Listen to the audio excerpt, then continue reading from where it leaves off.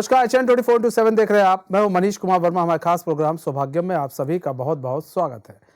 दोस्तों, पिछले एपिसोड में हमने मंदिर निर्माण के बारे में बताया था, उसके महत्व के बारे में बताया था। देखिए, सनातन धर्म में बड़ी कुछ चीज़ें बहुत ज़रूरी है, इसलिए बीच बीच में अध्यात्म गुरु आते हैं, हमसे जुड़ते हैं, वो आपको चीज़ें बताते रहते हैं बीच बीच में कि सनातन धर्म में क्या क्या चीज़ें ज़रूरी है। देखिए, उन्होंने दीपक का महत्व बताया, उन्होंने मंदिर का महत्व बताया, उन्होंने मूर्ति का महत्व बताया कि कितनी इंच की मूर्ति आप रख सकते हैं, बड़े मूर्ति रखने से क्या फ़ायदे हैं, क्या नुकसान है, छोटी मूर्ति रखने से क्या फ़ायदे हैं। तो हर चीज़ के बारे में उन्होंने बारीकी से बताया। आज हम बात करेंगे मौन व्रत के बारे में, उसके महत्व के बारे में जानेंगे कि आखिर मौन व्रत का महत्व क्या है। और आपको बता दें, साल में एक दिन सनातन धर्म में आता है जिस दिन हम मौन व्रत रहते हैं। उसके बाद कहते हैं कि कुछ सामान छूने के बाद, जैसे आलू हो गया, चावल हो गया, हल्दी हो गया, नमक हो गया, उसको छूने के बाद उस व्रत को तोड़ा भी जाता है। तो इसके महत्व के बारे में भी जानेंगे। हमारे साथ एक बार फिर से अध्यात्म गुरु स्वामी जितेंद्र महाराज जी जुड़ चुके हैं स्टूडियो में। स्वामी जी, स्वागत है चैन में आपका। नमस्कार। स्वामी जी, हम मौन व्रत की विशेषता के बारे में जाने उससे पहले हम चाहेंगे कि आज का पंचांग आप दर्शकों को बताएं। जी बिल्कुल। आज 9 सितंबर है, दिन शनिवार है। सूर्योदय का समय 6:15 पे और सूर्यास्त का समय 6:35 पे है। तिथि दशमी है, नक्षत्र आद्रा है। आज का जो राहु काल का समय है 9:19 से लेकर 10:51 तक है। स्वामी जी, आज एक इंटरेस्टिंग टॉपिक आप लेकर आए हैं मौन व्रत को लेकर। मौन व्रत का महत्व क्या है, उसका उद्देश्य क्या है? मौन व्रत हमारी सनातन परंपरा में से चला आ रहा है। इसके बारे में तो आजकल बहुत कम लोगों को पता है, लेकिन मौन व्रत पहले हमारी सनातन परंपरा के हिसाब से इसको रखा भी जाता था। मौन व्रत का एक उद्देश्य होता था कि अपनी सोच को, अपने विचार को, अपनी भाषा को नियंत्रण करो और जो अपनी ऊर्जा है उसको नियंत्रण करने के लिए। इसलिए हम मौन व्रत रखते थे। मौन व्रत रखने के बहुत सारे फायदे होते हैं। हमारी शारीरिक क्षमता को भी बढ़ाता है और हमारी आध्यात्मिक शक्ति को भी बढ़ाता है मौन व्रत। मौन व्रत के लिए हमारे विशेष पूरे साल में एक समय आता है जिसमें हमें मौन व्रत रखना चाहिए। हिंदी कैलेंडर के हिसाब से छठे महीने में और भादों की 16 दिन के लिए ये मौन व्रत रखा जाता है। ये सिर्फ भादों में 16 दिन के लिए मौन व्रत रखते हैं और ये मौन व्रत महादेव को समर्पण होता है। तो इस मौन व्रत में हम ज़्यादातर कोशिश करते हैं कि चुप रहना। मौन व्रत का मतलब ये नहीं कि आपको कुछ भी नहीं बोलना, क्योंकि जो कुछ भी नहीं बोले वो साधु संत परंपराओं के हिसाब से आते थे, उनको की जरूरत नहीं पड़ती थी कुछ भी बोलने के लिए। लेकिन हम एक समाज में रहते हैं, हम अपने परिवार में रहते हैं, परिवार की जिम्मेदारी भी हमारी होती है। तो मौन व्रत के लिए हमें कोशिश करनी होती है कि भाई हम थोड़ा सा अपने शब्दों पे, अपनी वाणी पे नियंत्रण करें और कम से कम बोलने की कोशिश करें। इसीलिए मौन व्रत इसलिए रखा जाता है। और जो हमारी सनातन परंपरा के हिसाब से देखा होगा कि आपने भी कुछ जो हमारे संत होते हैं सफ़ेद रंग के कपड़े पहनते हैं, उन्होंने अपने मुंह के आगे एक मास्क लगाया होता है, वो मुंह से बोलते ही नहीं हैं। तो उनकी परंपरा को सबसे अलग होता है। लेकिन मौन व्रत की हमारी सनातन परंपरा काफ़ी प्राचीन चली आ रही है और ये कुछ ऋषि तक ही सीमित रह गई है, कुछ साधकों तक ही सीमित रह गई है। लेकिन गृहस्थ में देखा जाए या हमारे समाज में या क्षेत्रीय परंपरा में देखा जाए तो इसको पूर्णतः ही समाप्त कर दिया गया है। इसके बारे में किसी को पता नहीं है। भादों के बाद 16वें दिन के लिए रख के महादेव को समर्पण कर सकते हैं। इस मौन व्रत को कोई भी रख सकता है, इसके लिए कोई ज़्यादा नियम नहीं होते हैं। मौन व्रत के लिए सिर्फ आपको अपनी वाणी पे, अपने शब्दों पे, अपने आप पे कंट्रोल रखना होता है। अच्छा, मौन व्रत की आवश्यकता क्यों है? मौन व्रत के लिए आवश्यकता होती है कि भाई अपनी वाणी पे कंट्रोल करके, अपने जो नकारात्मक शब्द होते हैं उनको कंट्रोल करके सकारात्मक ऊर्जा का प्रभाव कराने के लिए और अपनी योग्यता को, आध्यात्मिक शक्ति को बढ़ाने के लिए ही मौन व्रत रखा जाता है। ये हमारा उद्देश्य होता है। और जो मौन व्रत है उसे करें कैसे, सबसे महत्वपूर्ण ये है। मौन व्रत का नियम को ज़्यादा नहीं होते हैं। मौन व्रत सिर्फ एक ही नियम होता है कि आपको ज़्यादातर अपनी वाणी में कंट्रोल रखना चाहिए। आज के देखा जाए तो आज की जीवन शैली में होता है कितनी नकारात्मकता आ गई है, बिना सोचे समझे भी कुछ भी बोल देते हैं। अपने शब्दों पर नियंत्रण नहीं है, अपनी वाणी पर नियंत्रण नहीं है। ये नियंत्रण ना होने के साथ भी हमारे समाज में इसका बहुत बड़ा दुष्प्रभाव पड़ता चला रहा है। प्रभाव यह आ रहा है कि जो हमारी योग्यता है, हमारी क्षमता है, हमारी बुद्धि है, हमारा जो ज्ञान है, वो हमारा ज्ञान खत्म होता चला रहा है। आधुनिकता के वेग में हम इतने बहते चले जा रहे हैं कि हम अपना नियंत्रण खोते जा रहे हैं। खोने के बाद में जिस तरीके से हमारी दिनचर्या होती है, जिस तरीके से हमारी भाषा होती है, जिस तरीके से हमारा कार्य करने की योग्यता होती है, वो हमारी कहीं ना कहीं खराब होती जा रही है। आज की आधुनिकता के हिसाब से भी देखा जाए तो हमें मौन व्रत की आवश्यकता होती है। हमारी जो ऊर्जा होती है दिनचर्या में इस तरीके से खत्म हो जाती है कि जब हमें अपनी पूर्णतः योग्यता या पूर्णतः ऊर्जा की आवश्यकता होती है वो पर्याप्त हमें मिल नहीं पाती है। तो इसलिए आज के आधुनिक युग को देखने के साथ भी हम मौन व्रत करना चाहिए और हमें इसका पालन भी करना चाहिए। मौन व्रत के लिए आपको एक नियम बनाना चाहिए कि कोशिश करने की धीरे-धीरे आप अपने शब्दों पर नियंत्रण रखें और जो नकारात्मक शब्द है उनको बोलने का प्रयास ना करें। कि जो भी आप दिनचर्या में नकारात्मक शब्दों का प्रयोग कर रहे हैं उनको बोलना कम कर दीजिए, धीरे-धीरे अभ्यास कीजिए और सकारात्मक प्रभाव को लेना शुरू कर दीजिए। आप अपनी दिनचर्या इस तरीके से बना सकते हैं कि जो आप दिनचर्या में नकारात्मक शब्द हैं, वो आप 10 शब्दों का चयन कीजिए या 5 शब्दों का चयन कीजिए कि आपको ये पूरे दिन में नहीं बोलना है। तो आपका जो मौन व्रत का संकल्प रहेगा वो इसी तरीके से रहेगा कि जो नेगेटिव इफ़ेक्ट डालने वाले आपके जो शब्द हैं, आप उनको एक-एक करके अपने दिनचर्या में से ख़त्म करना शुरू कर दीजिए। धीरे-धीरे देखेंगे कि जो नकारात्मक शब्द आपकी दिनचर्या से ख़त्म होना शुरू करेंगे, तो उसके बाद जो आपके जीवन में या आपके मस्तिष्क पे जो सकारात्मक प्रभाव पड़ेगा, वो आपकी योग्यता को, आध्यात्मिक शक्ति को और आपके कार्य कौशल को पहले से ज़्यादा प्रभावित करेगा, पहले से ज़्यादा सकारात्मक करेगा। हुँ। अच्छा, एक चीज़ और है स्वामी जी, हम ये समझना चाहेंगे, योग और मौन व्रत की बात कर लें। जैसे योग के क्या ज़रिए भी हम मौन व्रत को, मतलब कहते हैं ना कि एक अगर योग अगर हमने अच्छे से सीख लिया तो चीज़ों पर नियंत्रण हो सकता है, मौन व्रत रख सकते हैं। तो क्या योग का भी महत्व है इसमें, मौन व्रत? बिल्कुल, सनातन परंपरा में योग का सबसे पहले महत्व होता है, आप कुछ भी कीजिए योग का उसमें पूर्णतः योगदान होता है। योग का मतलब होता है कि आप अपनी शारीरिक क्षमता को या अपनी शारीरिक ऊर्जा को एक जगह केंद्रित कर रहे हैं या उसका प्रभाव जो होता है वो अपने हिसाब से दिशा निर्देश दे रहे हैं। अनुलोम-विलोम, कपालभाति या प्राणायाम तो हम साँस बंद करके एक नाक से साँस लेते हैं, दूसरा छेद बंद करते हैं, तो ये तो हम नियंत्रण करते हैं। तो ये करने के लिए हमें अपनी साँसों पे नियंत्रण करना पड़ता है। जब आप अपने साँसों पे नियंत्रण करते हैं तो विचारों पे भी नियंत्रण होता है। तो जब भी आप कुछ भी करना चाहते हैं, सहज आपसे नहीं हो रहा, तो आप योग का सहारा भी ले सकते हैं।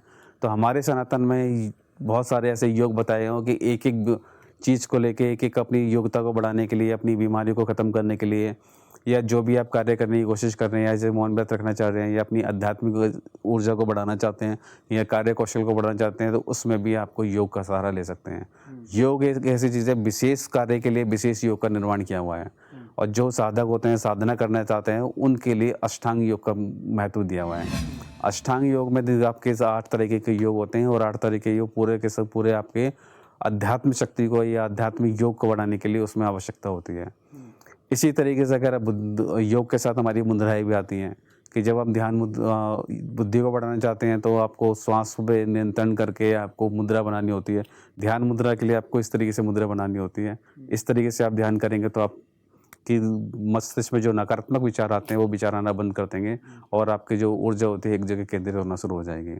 तो उसमें भी आप मौन रह सकते हैं। देखा जाए तो जो भी हमारे योग होते हैं, योग का अभ्यास करते हैं या जाप करते हैं, मंत्र करते हैं, साधना करते हैं, पूजा पाठ करते हैं, तो ज़्यादातर ये हमारी जो क्रियाएँ होती हैं ज़्यादातर मौन रहने की होती हैं। जब आप अपने इष्ट की पूजा करते हो, मंदिर में पूजा करते हो या देवालय में जाते हो, तो आपने ये भी देखा होगा कि आप कम से कम वहाँ पे भी ये कोशिश करते हो कि मैं कम से कम बात करूँ या बात करने की कोशिश ना करूँ। कि वहाँ की जो सकारात्मक ऊर्जा होती है उसके प्रभाव में आप बह जाते हो, तो जो भी आपके नकारात्मक विचार होते हैं या फिर आप जो बोलना चाहते हो नहीं बोलते। तो एक सीमा में रहने के बाद भी, मंदिर के अंदर रहने के बाद आप अपनी कोशिश करते हो कि कम से कम बोलें। कुछ मंदिरों में क्या होता है, आप प्रवेश करते हैं तो आज के समय में तो मोबाइल है, पहले तो मोबाइल नहीं हुआ करते थे। जो आज के समय में मोबाइल है, तो मोबाइल को भी वर्जित इसलिए कर दिया गया है कि जब आप अपने मंदिर में आए हो, इसकी सेवा के लिए आए हो या जिस कार्य के उद्देश्य से लिए मंदिर में आपने प्रवेश करा है, तो उसका पूर्णतः आपको लाभ मिले। इसलिए लाभ इसलिए मिलेगा कि जब आप बोलेंगे नहीं तो आपका सारा ध्यान एक जगह केंद्रित रहेगा और जब आपका ध्यान केंद्रित होगा, जिस उद्देश्य से आप आए हो, जिस देवालय में आप आए हो या जो भी आप कार्य कर रहे हो, तो उसका पूर्णतः आप आनंद प्राप्त कर सकते हो। इसलिए फिर हमें धीरे-धीरे करके इसका मौन व्रत का भी अभ्यास करना चाहिए। अच्छा, एक चीज़ जो आपने मौन व्रत में बताई स्वामी जी, कि मौन व्रत में आप बोल सकते हैं लेकिन खराब शब्दों का यूज़ ना करें, तो फिर मौन व्रत कैसे रह जाएगा? नहीं, मौन व्रत को आप धीरे-धीरे अभ्यास करेंगे। गृहस्थ में रहने के बाद अगर आप बोलना बंद कर देंगे, तो आप नहीं रह पाएँगे घर में, क्योंकि घर में बहुत सारे काम होते हैं। तो मौन व्रत के लिए आप समय का चयन कीजिए, 24 घंटे का मौन व्रत मत रखिए आप। शुरुआत आप 1 घंटे से कीजिए कि भाई आपको 1 घंटा नहीं बोलना। धीरे-धीरे आप अभ्यास कीजिए, अगर अभ्यास हो जाए तो आप 12 घंटे मत बोलिए, फिर आप 24 घंटे मत बोलिए, तो जितना आप धीरे धीरे अभ्यास करेंगे तो उस तरीके से अभ्यास आपका बनता चला जाएगा। लेकिन कोई भी आप कार्य करते हैं तो एक साथ आप उसको पूर्णतः नहीं कर सकते हैं। उसके लिए आपको धीरे धीरे उसकी शुरुआत करनी पड़ेगी, और जो शुरुआत करनी पड़ेगी आपको वो छोटे स्तर से ही करनी पड़ेगी। जैसे कि मैंने आपको बताया कि पहले भी मैंने बताया था कि आप कोई भी पूजा पद्धति इसकी सेवा शुरू करना चाहते हैं तो आप 5 मिनट का समय दीजिए। अगर आप सोचो कि मैं 1 घंटे बैठ के पूजा कर लूँ तो 1 घंटे का नाम सुन के ही आपके मन में नकारात्मक विचार आएंगे कि यार 1 घंटा मुझसे नहीं हो पाएगा, कि मैं 1 घंटा बैठ ही नहीं सकता। लेकिन आपको ये बोल दिया जाए कि आपको 5 मिनट बैठना है। जब आप 5 मिनट बैठना शुरू करेंगे तो 5 मिनट से तो कह रहे 5 मिनट तो यूँ ही होते हैं, आसानी से बैठे जाएंगे। और 5 मिनट आप बोल के आप बेशक 10 मिनट बैठ सकते हैं, क्योंकि आपको 5 मिनट बहुत छोटा सा लगेगा। तो आपका मन भी लगेगा इसमें। तो 5 की जगह आप 10 मिनट बैठ सकते हैं। तो इसीलिए होता है कि मौन व्रत है कि आप अगर मौन व्रत करना चाहते हैं, अपनी ऊर्जा बढ़ाना चाहते हैं, तो आपको ये नियंत्रण करना पड़ेगा कि भाई मुझे 1 घंटा नहीं बोलना। आपकी दिनचर्या में जितने भी शब्द इस्तेमाल होते हैं, जितने दिन घंटे आप बोलते हैं, तो उसमें से कोशिश करनी है कि भाई मेरे को इतना बोलने का समय है तो मुझे इसमें से आपको 15 मिनट कम करके बोलना पड़ेगा, बोलूँ। जब आप धीरे धीरे अपना रूटीन बनाना शुरू करेंगे तो वो भी आपको मौन व्रत ही माना जाएगा कि आपने मौन व्रत लिया। मौन व्रत में संकल्प आपने 1 घंटे का लिया, संकल्प आपने नकारात्मक शब्दों का लिया, संकल्प आपने जितना भी बोलते हैं उससे कम बोलने का लिया। तो वो दिनचर्या में आपने एक उसमें से कम करना शुरू करा तो उसको भी हम मौन व्रत बोलेंगे। 24 घंटे का मौन व्रत ना करके या ज़्यादा लंबे समय का मौन व्रत ना करके आप 1 घंटे से शुरुआत कीजिए। मुझे इस समय आप अपने हिसाब से निर्धारित कीजिए, दिन अपने हिसाब से निर्धारित कीजिए कि आपको कब से शुरू करना है, समय क्या रहेगा आपका। तो आपको कोशिश करनी है कि मुझे 1 घंटा नहीं बोलना। तो आपका जो मौन व्रत रहेगा संकल्प के हिसाब से रोज का 1 घंटे का रहेगा, 24 घंटे का नहीं रहेगा। स्वामी जी चर्चा को आगे बढ़ाएंगे। वक्त हो चला एक छोटे से ब्रेक का, तो कहीं मत जाइए, बने रहिए हमारे साथ और देखते रहिए एचएन न्यूज़।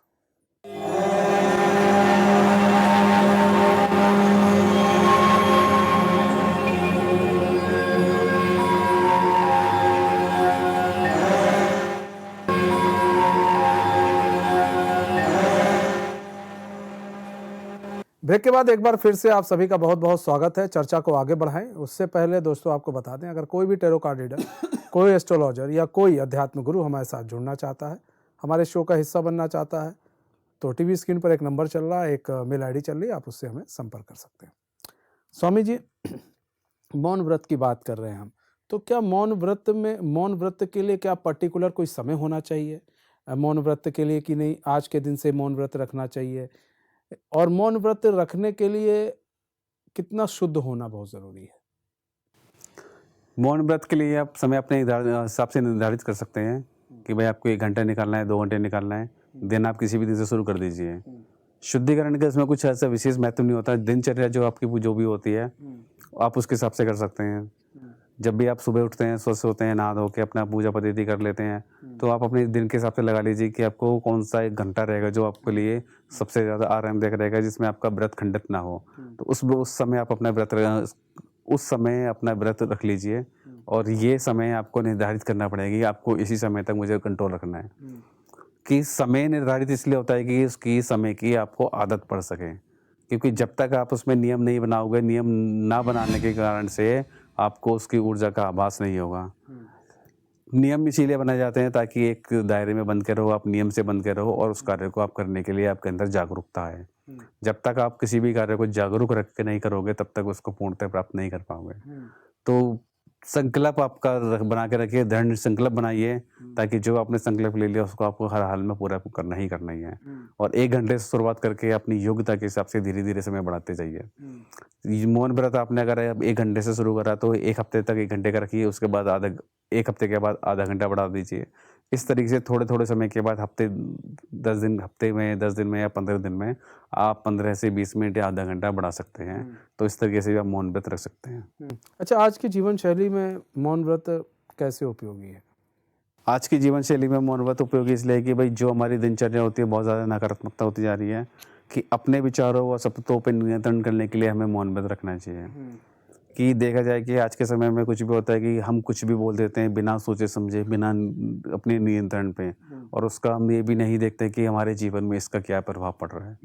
तो जब हमारा नियंत्रण हमारे ऊपर नहीं होता, हम बिना सोचे समझे बोल देते हैं, तो तो उस समय ये हमारे मौन व्रत हमारे लिए बहुत ज़्यादा उपयोगी है। एक हमारी कहावत भी है, इसमें कहते हैं कि एक चुप और हज़ार सुख। कई बार क्या होता है कि हम अपनी आतुरता में इतने ज़्यादा भावुक हो गए या इतना ज़्यादा जोश में आके इतना कुछ बोल देते हैं कि उसका जो नुकसान होता है, जो उससे जो हानि होती है, हमें लंबे समय तक चुकानी पड़ती है। तो उसलिए चुकानी ना पड़े या उसका प्रभाव नकारात्मक हमारे जीवन में ना पड़े, इसलिए हमें कुछ जगह पे भी मौन रहना चाहिए। मौन व्रत का ये होता है, मतलब ये भी होता है कि जैसे कि आप कुछ जगह होता है कि आपको नुकसान होने वाला है, आपके बोलने से किसी का फ़ायदा नहीं होने वाला है, अगर उसका नुकसान आपके लिए, आपके परिवार के लिए, आपके दोस्तों के लिए होने वाला है, तो आपको उस जगह भी चुप रहना चाहिए।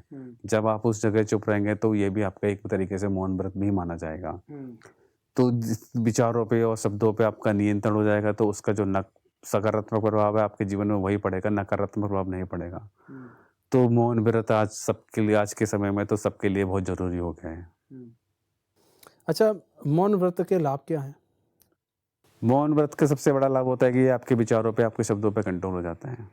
आपकी वाणी पे कंट्रोल हो जाता है। मौन व्रत से आपके अंदर जागरूकता उत्पन्न हो जाती है। जागरूकता उत्पन्न होने के बाद में आपको ये पता होता है कि मुझे किन शब्दों का और किस जगह सही इस्तेमाल करना है। तो अगर आप अपनी जागरूकता को नहीं पहचानेंगे और आप बिना सोचे समझे कुछ भी अपने शब्दों का चुनाव करके या जैसे भी आप बोलेंगे, तो उससे आपकी उन्नति नहीं हो पाएगी और उससे कहीं न कहीं आपके जीवन में बाधा आती है। जब आपके विचार और शब्दों पे नियंत्रण हो जाएगा, वाणी पे नियंत्रण हो जाएगा, तो आपको अपनी योग्यता का पूर्णतः आभास होने के बाद आप उन्हीं शब्दों, उन्हीं विचारों को या उन्हीं वाणी से, उसी शब्दों में आप बोलेंगे जिससे कि आपको और आपके समाज को या आपके परिवार को फ़ायदा हो। दूसरा इसमें होता है कि आत्मनिरीक्षण और आंतरिक शक्तियाँ। मौन रहने से हमारी ऊर्जा बढ़ती है और हमारे अंदर जो हमारी आंतरिक शक्ति है उसका भी विकास होता है। कई बार हमें नहीं पता होता कि हमारे अंदर कितनी ऊर्जा है, कितनी नहीं है, कि हम अपनी ऊर्जा बोलने में व्यर्थ कर देते हैं। जब हम बोलने में व्यर्थ कर जाते हैं तो हम अपने विषय में, अपने बारे में उस पर चिंतन नहीं कर पाते, सोच नहीं पाते। जब आप बोलना बंद करेंगे, चुपचाप एक जगह शांत बैठ जाएँगे, निर्विकार होकर बैठेंगे, कुछ भी आपके विचार चल रहे हो, कैसे भी आपके मन की दशा होगी, दिशा होगी, तो कहीं न कहीं जो आपके विचार होंगे, तो जो आपके विचार आपके अंदर से निकलेंगे। जब आपके अंदर से आंतरिक विचार निकलेंगे, तो कुछ आपके सकारात्मक प्रभाव भी जो ऊर्जाएँ होते हैं, वो भी आपकी बाहर आना शुरू हो जाएँगी। तो मौन रह के भी, चुप रह के भी आप अपनी ऊर्जा को नियंत्रण कर सकते हैं। अब देखा जाए तो जो हमारी सनातन परंपरा के सबसे ज़्यादा तो जो हमारे ऋषिगण होते थे, वो ज़्यादातर चुप रहते थे। जितना बोलना होता था, जिन शब्दों का चयन करना होता था, जितना कम बोलना होता था, वो उतना ही कम बोलते थे। व्यर्थ में अपने शब्दों को और अपनी वाणी को व्यर्थ नहीं करते थे वो। सनातन परंपरा में जो ऋषि होते थे, उन्होंने अपनी सारी ऊर्जा को केंद्रित किया था कि अपनी वाणी की जो ऊर्जा को उस जगह ही इस्तेमाल करते थे जिस जगह उनकी आवश्यकता होती थी। और जहाँ उनकी आवश्यकता नहीं है, अगर वो समाज में भी, सभा में भी बैठे हैं, तो सभा में बैठने के बाद भी वो मौन ही रहते थे। और इसी कारण से उनकी ऊर्जा इतनी एकत्रित हो जाती थी, उनकी ऊर्जा इतनी बढ़ जाती थी कि जिन शब्दों का इस्तेमाल करके जो वाणी बोलते थे, वो उनकी सत्य हो जाती थी।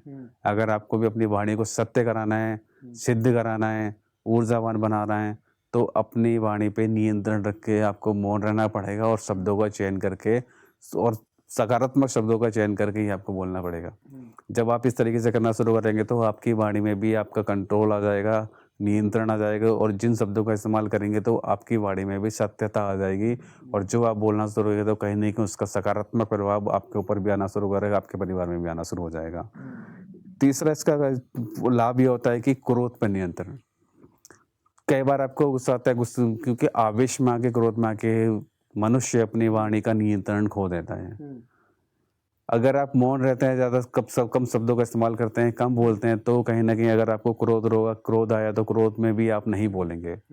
जिनका अपनी वाणी पे नियंत्रण होता है, वो अपने क्रोध पे नियंत्रण कर सकते हैं। लेकिन जिनका अपनी वाणी पे नियंत्रण नहीं होता, वो अपने क्रोध पे भी नियंत्रण नहीं कर सकते हैं। तो वाणी और शब्दों पे नियंत्रण करने के लिए सबसे पहले आपको मौन रहना पड़ेगा। मौन रहेंगे तो क्रोध पे आपका धीरे-धीरे आपका नियंत्रण हो जाएगा और आप धीरे-धीरे खुद आभास करेंगे कि जहाँ मुझे गुस्सा करना चाहिए था, मैंने गुस्सा नहीं करा और उससे जो लाभ और हानि के बारे में आपको पता चल जाएगा। भई, अगर मैं गुस्सा करता तो मुझे यहाँ पे ये हानि होती, गुस्सा ना करने से जो आपको लाभ हो उसके बारे में पता चल जाएगा। जब आपको आंतरिक चीज़ों के बारे में पता चल जाएगा, तो जब आपकी आंतरिक शक्तियाँ जागृत हो जाती हैं, तो स्वतः ही आपका धीरे-धीरे क्रोध पे भी नियंत्रण शुरू हो जाता है। इसके बाद आता है कि जब हम मौन रहते हैं, तो हम अपनी ऊर्जा को, अपनी वाणी को व्यर्थ नहीं करते। क्योंकि क्या होता है कि जो भी हमारी वाणी होती है, वाणी भी एक ऊर्जा ही होती है। अब ये ऊर्जा हमारे भोजन से हमारे शरीर से निकलती है और शरीर को हमें ऊर्जा के लिए हमें भोजन देना पड़ता है कि जितना हम अपने वाणी का शब्दों का या भाषा का प्रयोग करते हैं तो उतनी ही हमारी ऊर्जा व्यर्थ में खर्च हो जाती है। अपनी ऊर्जा को बचा के रखने के लिए ही हमें कम बोलना चाहिए और कम बोलने से जितनी भी हमारी वो ऊर्जा होती है हमारे शरीर में स्थिर रहती है। और इसी तरीके से और भी बहुत सारे लाभ होते हैं अपनी वाणी को नियंत्रण करने के लिए और मौन व्रत रखने के लिए। तो आप भी मौन व्रत शुरुआत कीजिए कम से कम 1 घंटे से लेके धीरे धीरे आपके अंदर भी जागरूकता आ जाएगी और आप भी देखेंगे भाई आपकी कार्यशक्ति भी बढ़ गई है और उसके बाद आपको बहुत ज़्यादा इसका लाभ होना शुरू हो गया है। अच्छा, योग करने से एक अंदर से एनर्जी मिलती है, क्या मौन व्रत रखने से भी अंदर से एनर्जी मिलती है? बिल्कुल होते हैं, अंदर से ऊर्जा मिलती है कि जब आप मौन व्रत रखेंगे तो आपकी जो ऊर्जा है, कार्य शक्ति है, जो वचन की शक्ति है, जो भाषा की शक्ति है, वो आपकी सारी की सारी नियंत्रण होना शुरू हो जाएगी। क्योंकि जितना आप नियंत्रण अपने ऊपर रखोगे उतनी शक्ति आपकी बढ़ना शुरू हो जाएगी। और जो भी हमारे शरीर से ऊर्जा निकलती है कहीं ना कहीं तो खर्च होती है, भाई आप उसको श्रम में खर्च कर लो या बोलने में खर्च कर लो या अपना मानसिक कार्य में खर्च कर लो।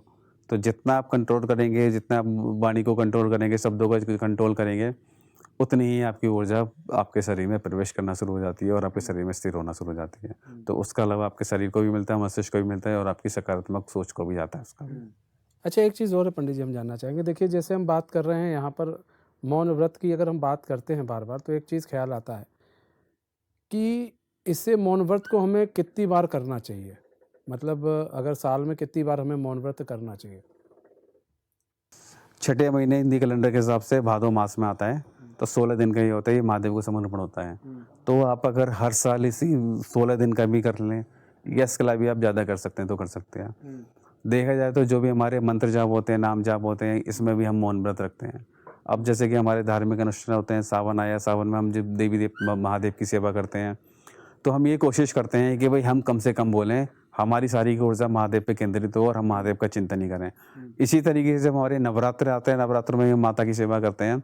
माता की सेवा में भी होता है कि हम अपनी वाणी को, अपने शब्दों को या और इतना ज़्यादा कंट्रोल करते हैं, इतना ज़्यादा नियंत्रण करते हैं कि उस समय कम बोलना पसंद करते हैं और सात्विक आहार लेते हैं। तो दूसरा कारण ये भी होता है कि जब हम सात्विक आहार लेते हैं, शुद्ध आहार लेते हैं, तो जो हमें हमारी जो ऊर्जा होती है तो हमें वो ज़्यादा बोलने की अनुमति नहीं देती, हमारी शारीरिक ऊर्जा अनुमति नहीं देती। इस तरीके से हमारी वाणी पे कंट्रोल हो जाता है। जब भी कोई साधना करते हैं, मंत्र जाप भी करते हैं, तो मंत्र जाप में भी हमें अपनी वाणी पे कंट्रोल रखना चाहिए। क्योंकि जो मंत्र की ऊर्जा होती है, जब तक हम अपनी वाणी पे कंट्रोल नहीं रखेंगे, अपने मौन व्रत नहीं रखेंगे, कुछ समय निर्धारित समय के लिए होता है, तो जब तक उस मंत्र की ऊर्जा होती है वो हमारे शरीर में प्रवेश नहीं करेगी। क्योंकि हम जितना ज़्यादा बोलना शुरू करेंगे तो हमारे शरीर की जो आध्यात्मिक शक्ति होती है वो भी खर्च हो जाती है। मंत्र जाप में भी विधान उनका होता है कि 40 दिन की होती है साधना। 40 दिन में कोशिश करते हैं कि कम बोले या मौन रहने की ज़्यादा से ज़्यादा कोशिश करें। आज के समय में देखा जाए तो पूर्णतः तो मौन कोई नहीं रह सकता, लेकिन प्रयास ये कर सकते हैं कि हमें ज़्यादा से ज़्यादा मौन रहना है और कम से कम बोलना पड़ेगा। तो जितने भी हमारे धार्मिक अनुष्ठान, पूजा पद्धति होती है, जितने दिन का हमारा संकल्प होता है, तो उसमें सबकी विशेषता ये होती है कि अपने शब्दों को चयन करने और कम से कम शब्दों को बोलना है कि जितनी हमें आवश्यकता होती है या जितनी हमें ज़रूरत होती है उतना ही हम शब्दों का चयन करते हैं, उतनी ही भाषा का प्रयोग करते हैं।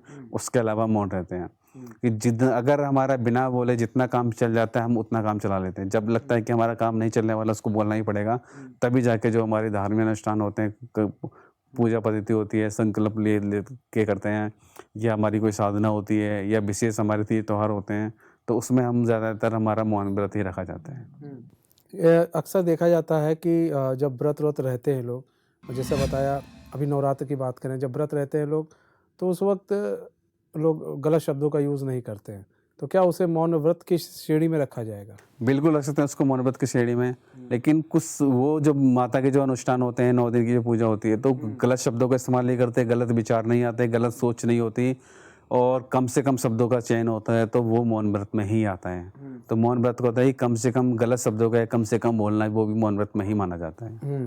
मौन व्रत में ही माना जाता है। तो दर्शकों, आज हम लोगों ने समझा, मौन व्रत के बारे में जाना, समझा कि मौन व्रत कितना ज़रूरी है सनातन धर्म में। एक बार फिर से बहुत बहुत धन्यवाद स्वामी जी हमारे साथ जुड़ने के लिए और अपना बहुमूल्य समय देने के लिए। मैं खास पेशकश बस इतने हैं, मुझे दीजिए इजाज़त और खबरों के साथ बने रहने के लिए देखते रहिए एशियन न्यूज़। नमस्कार।